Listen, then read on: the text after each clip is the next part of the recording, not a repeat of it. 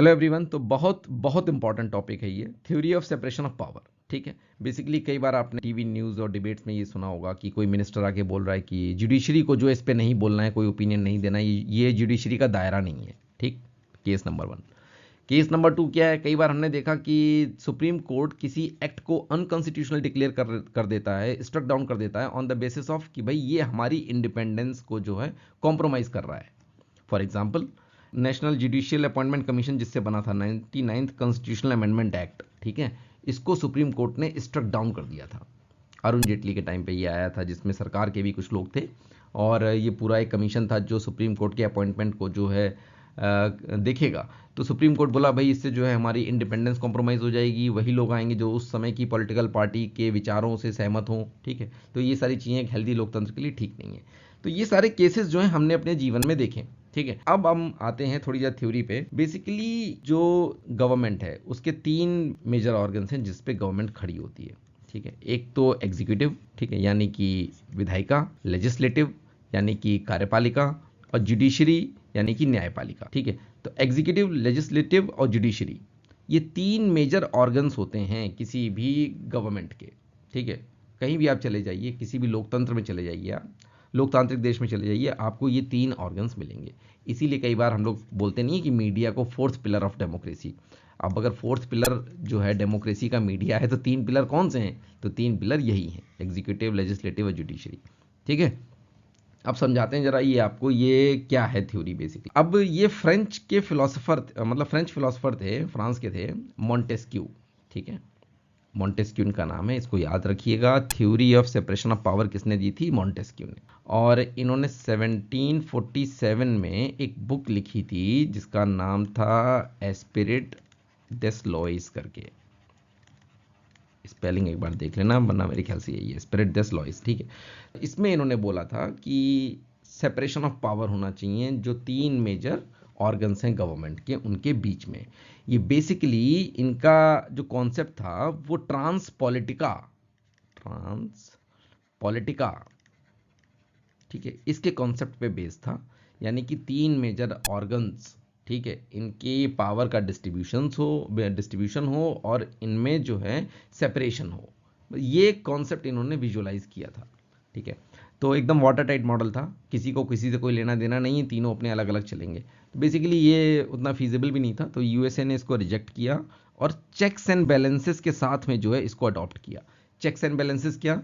इसकी पावर को ये चेक करेगा, इसकी पावर को ये चेक करेगा, इसकी पावर को ये चेक करेगा, तो ये सब जो है एक दूसरे की पावर को चेक करेंगे। पहले क्या था मॉन्टेस्क्यू का कि भाई जो है वाटर टाइट मॉडल, बाद में चेक्स एंड बैलेंसेस आ गए। अब एग्जांपल से समझ लेते हैं यूएसए में कैसे चेक्स एंड बैलेंसेस आए। लेजिस्लेचर, ठीक है, तो यूएस में जो है ये जो लेजिस्लेचर ये क्या कंप्राइज करता है? एक तो आपका सीनेट और एक आपका हाउस ऑफ रिप्रेजेंटेटिव। ठीक है, ये मिलकर के कोई भी लॉ बनाए। जुडिशरी जो है उसको नल एंड वॉइड डिक्लेयर कर सकती है।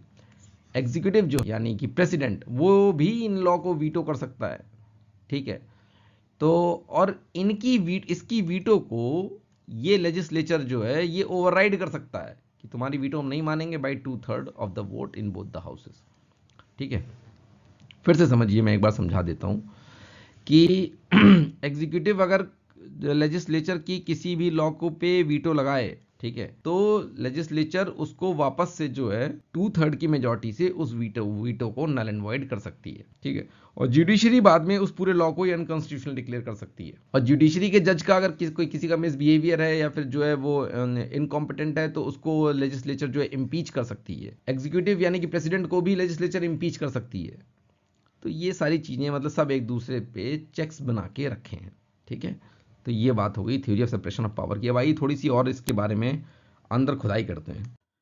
देखिए, इसमें कुछ नहीं, हाइपोथेटिकली 3-4 केसेस दिए हुए हैं कि जैसा कि हमने प्रीवियस स्लाइड में देखा कि एग्जीक्यूटिव, लेजिस्लेटिव और जुडिशरी, ठीक है, न्यायपालिका, कार्यपालिका और विधायिका, ये 3 ऑर्गन्स होते हैं गवर्नमेंट के। ठीक है, तो उसमें ये बता रहे हैं कि लेजिस्लेटिव और एग्जीक्यूटिव पावर अगर एक ही ऑर्गन के पास हो तो बहुत ज़्यादा टिरेनी आ जाएगी, लॉलेसनेस आ जाएगी। जुडिशियल और लेजिस्लेटिव पावर अगर एक ही ऑर्गन के पास हुई, मतलब एक ही आदमी वही लॉ भी बना रहा है जैसे पार्लियामेंट, और पार्लियामेंट खुद ही जज कर रही है कि वो कॉन्स्टिट्यूशनल है कि अनकॉन्स्टिट्यूशनल है, तो कोई मतलब नहीं है लॉ बनाने का, वो मीनिंगलेस है। ठीक है, क्योंकि वही बना मेकर ही जो है इंटरप्रेटर है। ठीक है, उसके बाद जुडिशियल पावर अगर कंबाइन कर दी जाए एग्जीक्यूटिव पावर में तो भी भाई जो है जस्टिस का कोई मतलब ही नहीं रह जाएगा, ठीक है।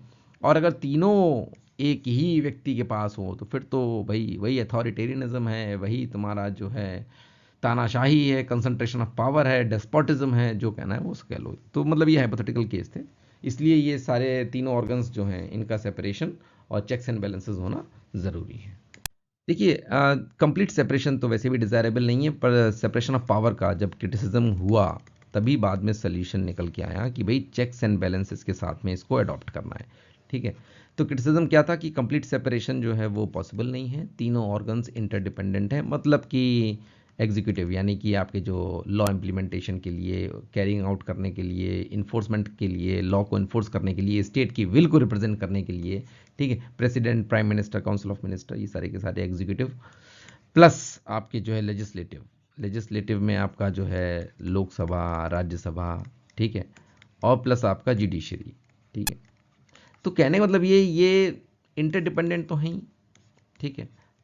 तो अगर बिल्कुल ही सेपरेशन अगर इनके बीच में कर देंगे तो फिर जो है डेडलॉक्स और इनफिशिएंसी जो है क्रिएट हो जाएगी, इसीलिए फिर चेक्स एंड बैलेंस आया, ठीक है। सुप्रीम कोर्ट के जज को लोकसभा राज्यसभा में इम्पीच किया जा सकता है, उसको हटाया जा सकता है, हालांकि प्रोसेस बहुत डिफिकल्ट है। एग्जीक्यूटिव जो हैं इनकी, जैसे यूएस का एग्जांपल बताया था कि ये किसी को वीटो लगा सकते हैं, लेजिस्लेचर के लॉ पे ये वीटो लगा सकते हैं, और इनके वीटो लगाने के बाद भी लेजिस्लेचर 2/3 की मेजॉरिटी से वापस उस लॉ को इनैक्ट कर सकता है, तो फिर इनका वीटो बेकार हो गया। अब उन्होंने भाई सब 2 बार कर दिया, इन्होंने वीटो लगाया फिर भी इन्होंने पास कर दिया, अब इसके बाद जुडिशरी भी बैठी हुई है, उसको लगा unconstitutional, null and void declare कर दिया। तो ये कहलाता है चेक्स एंड बैलेंस, ठीक है। अब देखते हैं कॉन्स्टिट्यूशन में हमारे जो है कहाँ कहाँ प्रोविजन है, कहाँ इम्प्लिसिटली और एक्सप्लिसिटली मेंशन है, वो देख लेते हैं, फिर इसके बाद सेशन को समाप्त करते हैं, ठीक। अब देखिए इंडियन कॉन्स्टिट्यूशन में ना बोथ इम्प्लिसिटली और एक्सप्लिसिटली मेंशन है, ठीक है। और जैसे कि ये केस स्टडी भी देख लीजिए, Kannadasan versus state of Tamil Nadu 1996, Supreme Court ने कहा था कि Indian constitution incorporates the doctrine of checks and balances, ठीक है। ये Kannadasan versus state of Tamil Nadu में सुप्रीम कोर्ट ने कहा था। केशव नंदा भारती केस में सुप्रीम कोर्ट ने कहा था कि शक्तियों का पृथक्करण यानी कि separation of power is the basic structure of the constitution, ठीक है। और आर्टिकल 50 में तो एक्सप्लिसिटली साफ साफ लिखा हुआ है separation of judiciary from executive, ठीक है। And implicitly it is found in part 5 and part 6 of the constitution. आप सुप्रीम कोर्ट का आर्टिकल 32 और 136 और हाई कोर्ट का आर्टिकल 226 और 227 भी इस कंटेक्स्ट में यूज कर सकते हैं। Indian constitution basically parliamentary form of government की बात करता है, तो एग्जीक्यूटिव जो है वो लेजिस्लेचर से कंप्लीटली सेपरेटेड नहीं है, तो इसीलिए हम कहते हैं कि theory of separation of power जो है इंडियन कंटेक्स्ट में पार्शियल है। जैसे कि जो prime minister, council of ministers हैं, they are also the part of the legislature, तो एकदम सेपरेट नहीं है। Article 50 separation of judiciary from the executive, ठीक है, इसकी बात करता है साफ साफ, तो ये इंपॉर्टेंट आर्टिकल हो जाता है, ठीक है। The state shall take steps to separate the judiciary from the executive in the public services of the state. There is a little modification, it talks about the separation of judiciary from executive but not separation of executive from the legislature.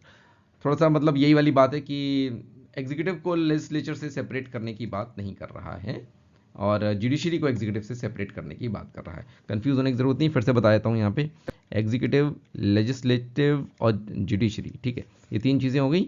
तो executive को legislature से separate करने की बात हमारा constitution नहीं कहता है, ठीक है। यानी कि जो एग्जीक्यूटिव हैं, president, prime minister, council of minister, they are also the part of the parliament, और जुडिशरी अलग है ही, इसीलिए इसको थोड़ा सा पार्शियल कहा गया है। और यूएस में सब कुछ अलग है, एकदम अलग, एग्जीक्यूटिव अलग है, लेजिस्लेचर अलग है, जुडिशरी अलग है, हालांकि चेक्स एंड बैलेंसेस वहाँ भी है, ठीक।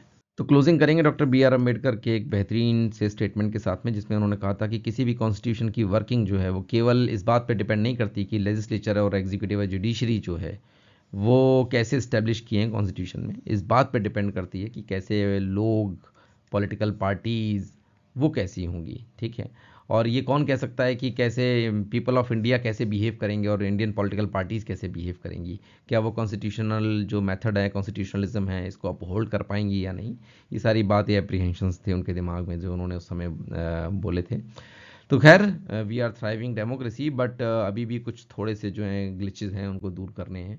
फिलहाल चैनल को सब्सक्राइब करना मत भूलिएगा। मिलते हैं फिर नेक्स्ट वीडियो में, ऐसे ही खूबसूरत और इंटरेस्टिंग वीडियोस के साथ मुलाकात होती रहेगी। तब तक अपना ख्याल रखिए। बहुत बहुत धन्यवाद। नमस्कार, गुड नाइट।